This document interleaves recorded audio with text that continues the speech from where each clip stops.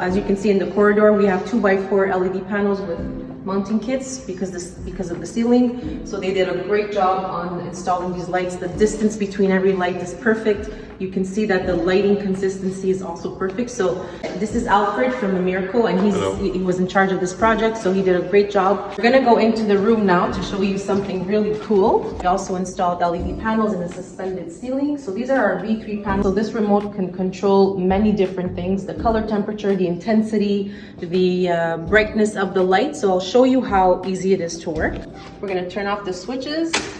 So we keep our finger on ID. Turn the switches back on, and now everything should be synced together. So you'll see that with the buttons, you can change the color temperature from 3000 to 5000 K. So this is 35, 40, and 50. You can play around with the brightness of the color temperature or the intensity of the light. Also on one remote, you can actually program 4 different zones and have 1 zone, 2 zone, 3 or 4 zones depending on how you want to set it up. This is going to be Royal Vale's new classroom in 2023. Thank you.